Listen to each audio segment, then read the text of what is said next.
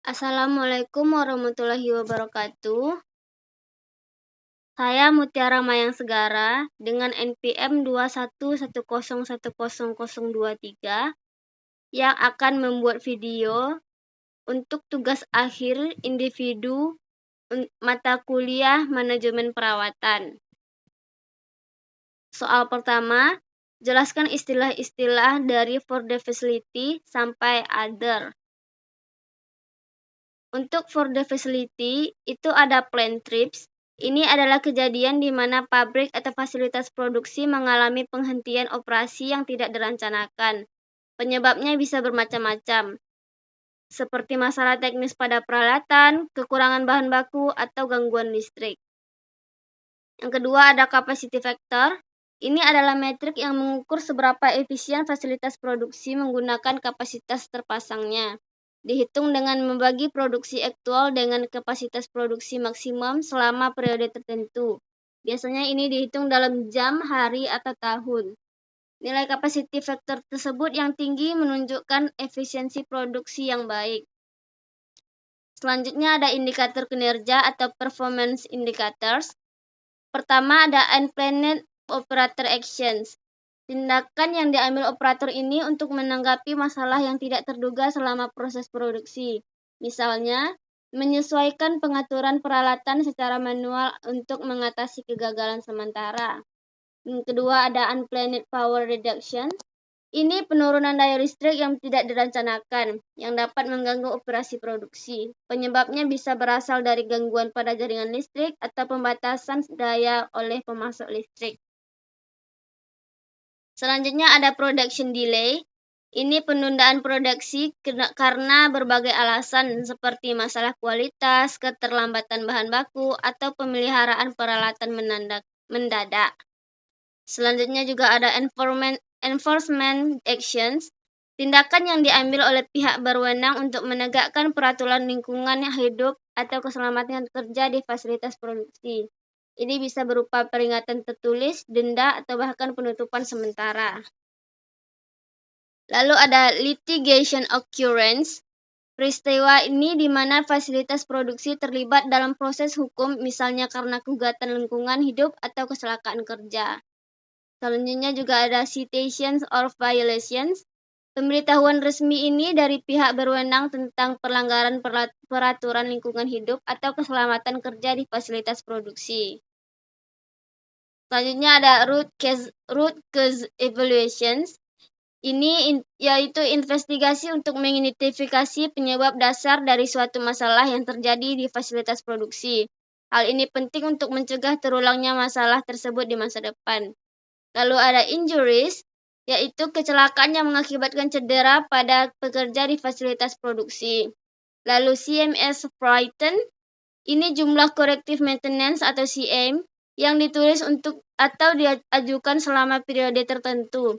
CM tersebut adalah tindakan perbaikan yang dilakukan untuk mengatasi masalah yang telah terjadi pada peralatan. Selanjutnya overdue CM backlog. Ini adalah jumlah corrective maintenance yang tertunda pelaksanaannya karena berbagai alasan. Hal ini bisa disebabkan oleh kekurangan tenaga kerja, keterbatasan suku cadang, atau prioritas yang lebih tinggi untuk pekerjaan lainnya. Lalu ada overdue PM backlog.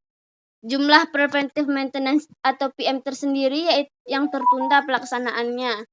PM adalah tindakan perawatan preventif yang dilakukan secara terjadwal untuk mencegah terjadinya kerusakan pada peralatan. Dan yang terakhir other, ini istilah untuk yang di atas, mungkin ada indikator kinerja lainnya yang relevan tergantung pada jenis fasilitas dan industrinya. Untuk soal kedua, buatkan summary implementasi RCM berdasarkan bab 10 buku reference dalam format PPT. Buat presentasi sendiri selama minimal 30 menit dan upload ke YouTube. Bab 10 itu adalah RCM as a plan culture untuk yang pertama. Di bab 10 ini intinya membahas tentang COFA, logic tree, yang mengidentifikasi komponen kritis berdasarkan konsekuensi kegagalan fungsional. Lalu budaya manajemen yang komitmen terhadap keberhasilan keandalan akan menghasilkan budaya positif. Lalu juga ada metrik dan program pemantauan diperlakukan untuk menilai kinerja dan keandalan pabrik. Kepatuhan terhadap standar keselamatan personil dan pabrik adalah kewajiban, dan juga RCM adalah proses yang sederhana untuk meningkatkan keandalan pabrik. Dan yang terakhir, implementasi RCM memerlukan analisis komponen kritis dan ekonomis. Bisa dibilang secara panjangnya yaitu di bab 10 ini membahas tentang kualitas yang berbeda namun tidak berwujud yang membedakan budaya yang baik dari budaya yang tidak terlalu baik. Akar budaya organisasi ditemukan dalam jawaban internal yang jujur terhadap pertanyaan-pertanyaan seperti ini. Apakah manajemen Anda percaya untuk menutupi hal-hal yang negatif? Apakah ada agenda tersembunyi yang mempromosikan penampilan menarik apapun yang terjadi? Apakah manajemen Anda hanya mempunyai keyakinan yang lesu terhadap keandalan? Apakah lip service yang dangkal diberikan untuk masalah keandalan? Atau mungkin mentalitas cita rasa hari ini memang ada? Saya telah melihat semua filosofi yang diterapkan dan tidak ada satupun yang berhasil dengan baik. Tidak peduli betapa kerasnya tim manajemen berusaha menumbuhkan citra kepedulian dan penilaian diri dalam hal keadaan, jika hati dan pikiran tim manajemen tersebut tidak berkomitmen sepenuhnya. Sebaliknya, saya telah melihat budaya di mana manajemen benar-benar berkomitmen untuk mencapai keberhasilan keandalan. Dan hal ini terlihat dalam tindakan mereka, keterus-terangan mereka, dan kemauan mereka untuk mengatasi kelemahan secara mendasar dan lebih dari sekedar kata-kata kosong. Lalu secara individu yang memegang posisi bertanggung jawab di fasilitas yang memiliki kemampuan otoritas untuk membangun budaya keandalan dan pemeliharaan preventif yang benar-benar tulus memiliki peluang emas untuk memajukan budaya tersebut dengan menggunakan RCM. Fasilitas-fasilitas yang dikelola dengan baik ini dan pabrik-pabrik yang merupakan contoh cemerlang praktik keandalan yang baik ternyata memiliki kesamaan budaya manajemen yang mencerahkan, tulus dan dalam keyakinannya, dan selalu waspada dalam menjaga reputasi sebagai pabrik terbaik dan teraman. Seperti yang telah dipelajari, RCM bukan hanya untuk Departemen Pemeliharaan, ini juga bukan hanya untuk operasi. Dan ini bukan hanya untuk rekayasa, RCM dapat menjadi katalis untuk mempromosikan budidaya tanaman yang menyalurkan energi semua pihak menuju tujuan bersama. Jika diterapkan dengan benar dan sederhana, RCM akan menjadi praktis yang diterima secara universal dan telah teruji oleh waktu dan berhasil bertahan menghadapi serangkaian terhadap logika sederhananya.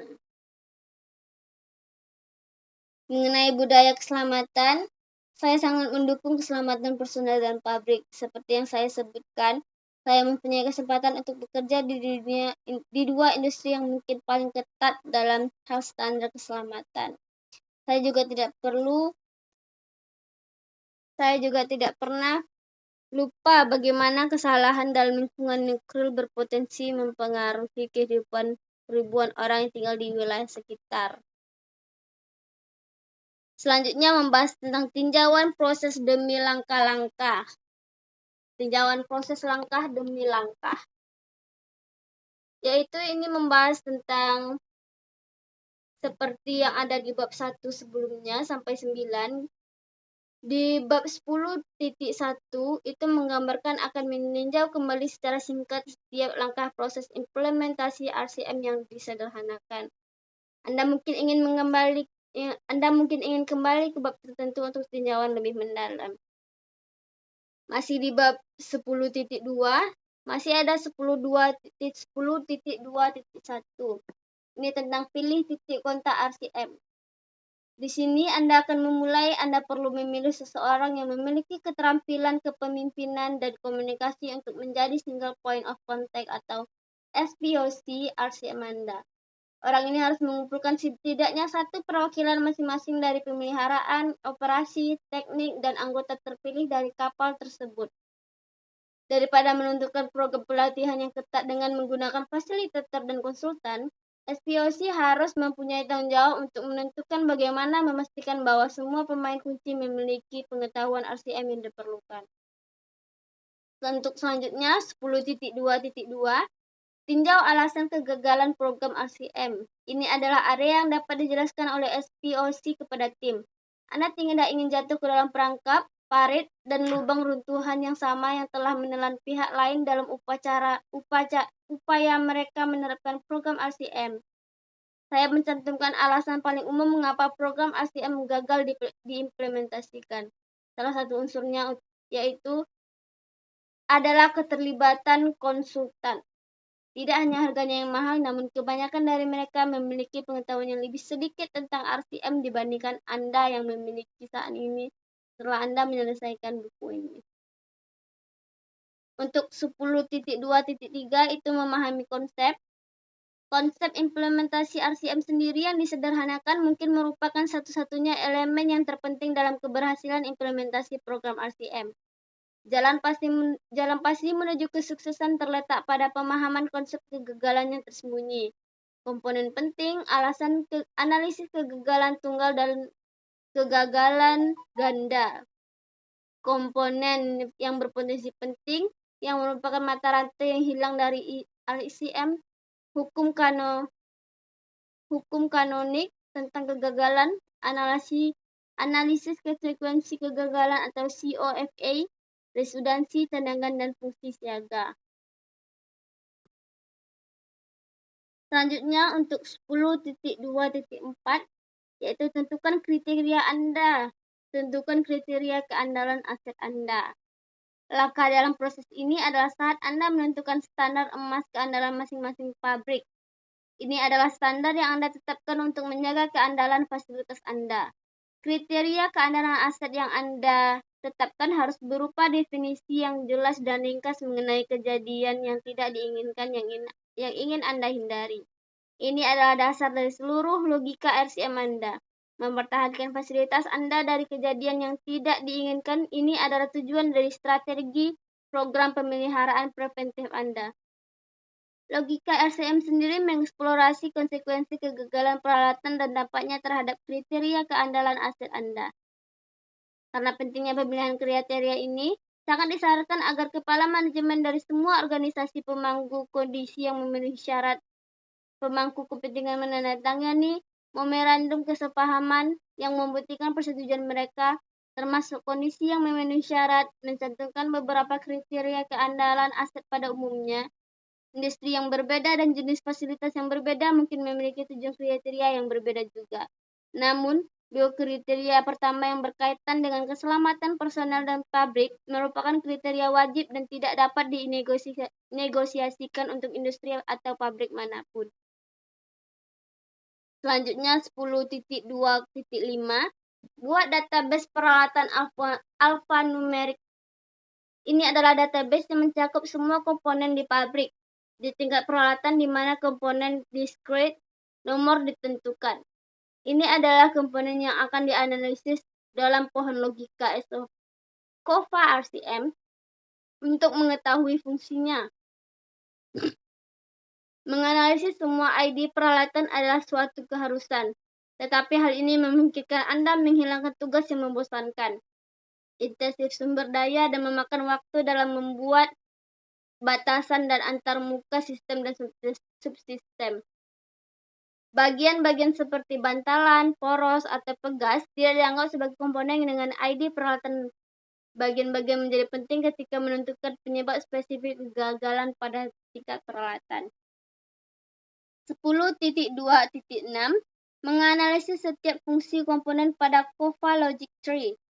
Pohon logik COFA adalah tempat setiap fungsi komponen dianalisis untuk mengetahui konsekuensi kegagalannya. Fungsi merupakan penjelasan mengapa komponen tersebut dipasang dan menjaga fungsi tersebut merupakan tujuan utama dari program pemeliharaan. Fungsi-fungsi tersebut menggambarkan apa yang harus dicapai oleh komponen dan di dalam pohon logika COFA lah fungsi-fungsi tersebut dianalisis untuk mengetahui dampak kegagalannya. Pohon logika COFA adalah langkah proses yang mengidentifikasi komponen penting berdasarkan konsekuensi kegagalan fungsionalnya. Pohon logika juga Selanjutnya, menentukan apakah kegagalan komponen kritis akan mengakibatkan konsekuensi keselamatan personel atau pabrik yang tidak diinginkan atau konsekuensi operasional. Proses pohon logika KOFA ini juga akan memandu Anda melalui pedoman yang berpotensi kritis dan pedoman penting secara ekonomi jika komponen tersebut ditentukan bukan merupakan komponen kritis. 10.2.7 Menganalisis setiap fungsi komponen dalam pedoman yang berpotensi kritis. Jika tahap pertama pohon logika KOFA menentukan bahwa fungsi suatu komponen tidak langsung kritis, fungsi tersebut kemudian dianalisis dalam pedoman potensi kritis untuk menentukan apakah suatu kegagalan fungsional jika dikombinasikan dengan beberapa kegagalan tambahan merupakan kejadian awal tambahan atau waktu dapat mengakibatkan efek tanaman yang kritis. Jika bisa, komponen tersebut tergolong komponen yang berpotensi kritis. Komponen komitmen juga diidentifikasi dalam pedoman ini. 10.2.8 Menganalisis setiap fungsi komponen dalam pedoman penting secara ekonomi. Jika komponen tersebut tidak ditentukan sebagai komponen kritis, berpotensi kritis atau merupakan komitmen, maka komponen tersebut dianalisis dalam pedoman signifikan secara ekonomi untuk menentukan apakah kegagalannya menimbulkan kekhawatiran ekonomi. Kegagalan suatu komponen ekonomi hanya akan menimbulkan biaya tenaga kerja dan atau material. 10.2.9 Masukkan seluruh data pada lembar kerja KOFA. Di sini seluruh data dimasukkan ke dalam lembar kerja KOFA. Hal ini mencakup setiap ID komponen, perbedaan fungsi masing-masing komponen, kegagalan fungsional, apakah indikasi kegagalan terlihat jelas, dan konsekuensi kegagalan sebagaimana ditentukan oleh pohon logika KOFA, pedoman potensi kritis, dan pedoman signifikan secara ekonomi. 10.2.10 Klasifikasikan setiap komponen. Setiap komponen diklasifikasikan menjadi kritis, berpotensi kritis, komitmen, ekonomi, atau kegagalan dalam lembar kerja KOFA. Lalu selanjutnya 10.2.11 ini menganalisis semua komponen yang diklasifikasikan kecuali komponen yang mengalami kegagalan di pohon logika pemilihan tugas PM. Ini adalah langkah di mana tugas-tugas PM ditentukan untuk komponen-komponen yang ditentukan untuk dimasukkan ke dalam program PM, yaitu komponen-komponen penting, berpotensi penting, komitmen, dan ekonomi. Tugas PM akan diarahkan pada kondisi, diarahkan pada waktu, atau menimbulkan kegagalan. Tugas pemeliharaan prediktif adalah bagian dari kategori yang diarahkan pada kondisi. Tugas-tugas yang diarahkan pada kondisi adalah pilihan pertama dari aktivitas pemeliharaan preventif daripada tugas-tugas yang diarahkan pada waktu yang mengganggu seperti overhaul, inspeksi internal, dan penggantian. Tugas pencarian kegagalan ditentukan untuk komponen yang berpotensi kritis dan kegagalannya disembunyikan. 10.2.12 Dokumentasikan seluruh tugas dan periodisitas pada lembar kerja tugas PM. Semua tugas PM dan periodisitasnya didokumentasikan pada lembar kerja tugas PM. Organisasi selain pemeliharaan seperti operasi dan teknik juga melakukan aktivitas PM. Hal penting lainnya adalah menetapkan periodisitas PM yang tidak memiliki interval waktu wajib yang ditentukan oleh regular lebih merupakan suatu seni daripada sains. 10.2.13 Membahas menganalisis instrumen pada pohon logika instrumen. Ada dua kategori instrumen. Pertama, instrumen fungsional dan instrumen yang digunakannya hanya untuk indikasi. Lalu ada instrumen yang menjadikan fungsi seperti saklar level atau saklar tekanan dianalisis dalam KOFA. Instrumen yang hanya memiliki indikasi dianalisis dalam pohon logika. 10.2.14 Kembangkan program hidup RCM Anda. Jika Anda telah mempelajari cara mengembangkan program RCM utama berdasarkan pengetahuan dan kesadaran akan informasi, fakta, dan data yang Anda miliki pada saat menerapkan program, hal ini terutama berlaku untuk frekuensi yang Anda tetapkan untuk tugas PM. Namun semuanya bisa berubah. Perubahan ini dapat terjadi sebagai akibat dari mode kegagalan baru yang terlihat namun tidak ada pada saat implementasi. Anda mungkin akan Anda mungkin pernah mengalami perubahan dalam metode pemeliharaan yang cukup bermanfaat sehingga Anda memungkinkan perpanjangan periodisitas. Di sisi lain, beberapa perubahan pada parameter peralatan mungkin mengakibatkan perlunya mengurangi periodisitas untuk menjaga keandalan. Modifikasi pada pabrik, modifikasi peralatan, perubahan karakteristik pengoperasian, teknologi PDM baru yang muncul setiap hari, semua ini berkontribusi pada kebutuhan untuk meninjau dan memperbarui program pemeliharaan Anda secara berkala. 10.2.15 menetapkan metrik program pemantauan dan tren. Perlu adanya strategi yang memantau dan mengukur kriteria kinerja agregat sehingga Anda dapat proaktif dalam menilai keandalan pembangkit listrik Anda secara kuantitatif. Filosofi agregat memberi Anda pengukuran yang lebih mendalam tentang kinerja mendasar Anda yang sebenarnya. Hal ini juga akan memungkinkan Anda untuk membuat keputusan lebih cepat saat program Anda sedang dilaksanakan daripada harus menunggu sampai Anda menyelesaikan program Anda dan kemudian secara reaktif memberikan tanggapan untuk melakukan koreksi besar jika diperlukan. Anda perlu memiliki standar pengukuran berdasarkan laju waktu yang digunakan untuk mengukur kinerja Anda. Metrik kasar seperti menghitung beberapa kali fasilitas Anda mengalami perjalanan yang tidak diinginkan adalah salah satu metrik yang namun bukan satu-satunya. Metrik ini dibuat subjektif mungkin dan mudah diperoleh, serta mencakup semua faktor terkait yang memberi Anda gambaran nyata tentang seberapa baik kinerja Anda. Setiap metrik membawa faktor bobot yang membedakan kepentingan relatifnya. Meskipun faktor pembobotan ditentukan secara semena-mena, selama faktor tersebut tetap konstan, maka pengukuran kepentingan relatifnya akan tetap konstan. 10.2.16 ini tetapkan tingkat kinerja yang Anda harapkan. Sebagai bagian dari program pemantauan dan tren, Anda perlu menetapkan ekspektasi Anda. Dan hal ini dapat dicapai dengan menetapkan tingkat kinerja yang diharapkan atau EPR berdasarkan jumlah kemunculan yang diharapkan per unit waktu untuk setiap metrik individual. Satuan waktu nominal adalah per 100.000. Satuan waktu nominal adalah per 1.000 unit jam yang operasional yang dihitung setiap triwulan. 10.2.17 Tetapkan tingkat kinerja aktual Anda. Pengukuran kedua dalam program pemantauan dan tren Anda adalah tingkat kinerja aktual atau APR. Ini mengukur kinerja Anda berdasarkan jumlah kemunculan sebenarnya dari setiap metrik. 10.2.18 Buat grafik tren Anda. Hasil penghitungan tingkat kinerja yang diharapkan dan tingkat kinerja aktual digambarkan dalam grafik untuk menunjukkan tren positif atau memburuk.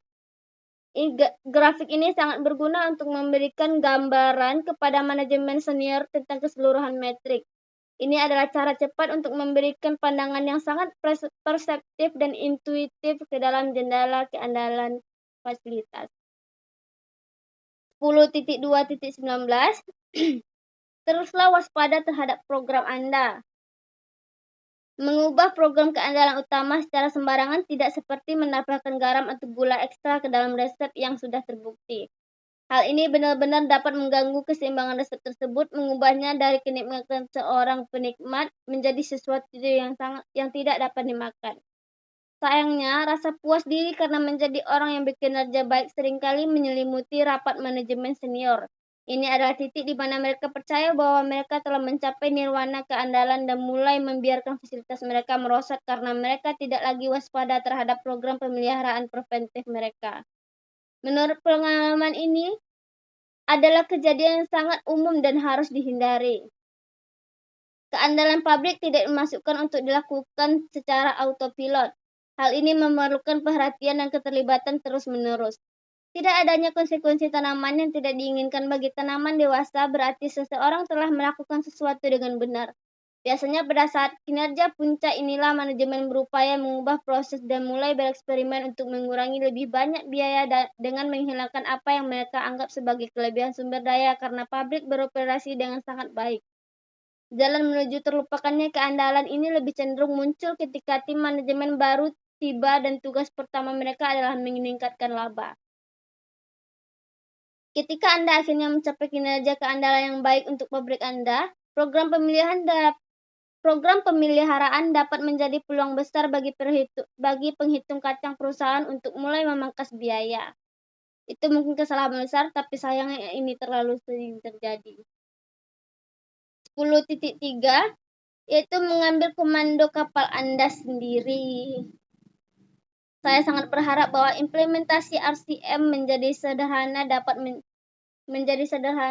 menjadi pengalaman yang mencerahkan bagi Anda dan akan menempatkan Anda pada jalur sukses dalam membangun program pemeliharaan preventif berbasis RCM yang utama. Ini seharusnya membantu Anda untuk menyadari bahwa penerapan program RCM klasik tidak memerlukan bantuan konsultan yang mahal.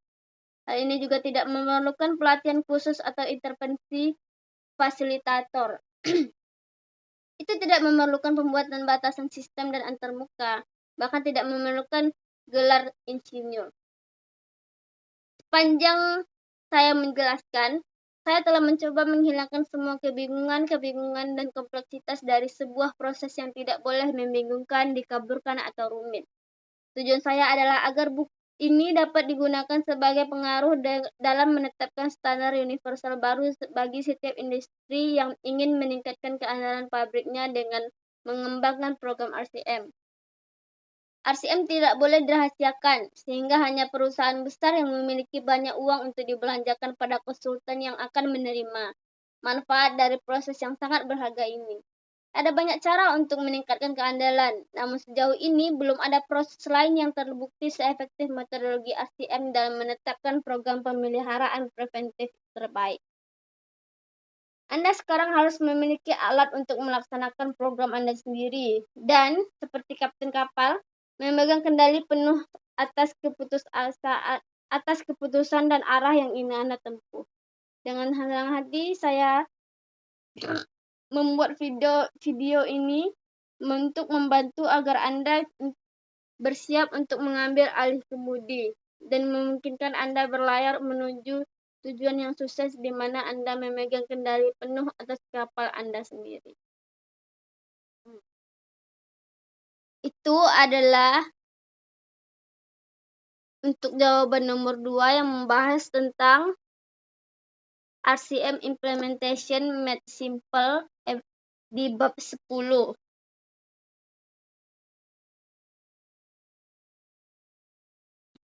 Segitu saja untuk video saya. Jika saya ada salah kata, mohon maaf.